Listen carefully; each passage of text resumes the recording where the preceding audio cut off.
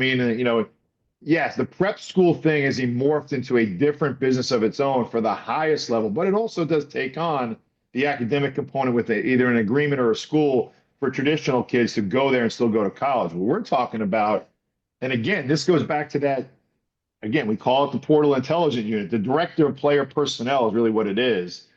That person having the relationship to run a program for kids to go to run your system, that the KPI, the OKRs, if you perform at this junior college for a year or two, we already know you're coming back here.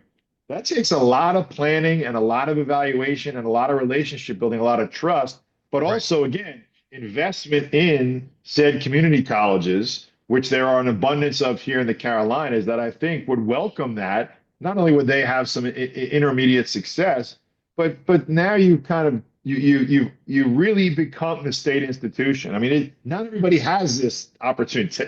Believe me, the Texas schools already have built-in advantages like that anyway. The Midwestern schools with the plethora of JUCOs, in the Rust Belt. I think whether it's the end of your roster and you want to fill those scholarships, and maybe that's an intermediary for the 2 and 4. Maybe you're taking the two. Maybe that's a place to park them that they still have a chance to come back. Now you have a chance to coach them, so you're not taking 4-year risks on 11 or even 5-year risks on 11 through 15, but 1 to 2 year risks. And with the transient ability for you to put them back into the portal and transfer again, there's a management part of that too.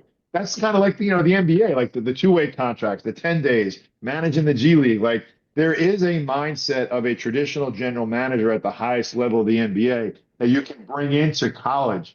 But there are inherent roadblocks right now because basketball is not structured as a traditional business that it needs to be to operate in this efficiency. Back to our original point of this whole thing, this is the opportunity that Hubert has to get ahead of it, to maybe salvage this season from a stress standpoint of coaching, but also set the program up for success. And it doesn't matter that Duke already did it for 3 years. Duke's program and those support spots are really kind of not what we're talking about here. We're talking about more of coaching mindset, staff to support the coaches to help them coach like John's being helped to coach.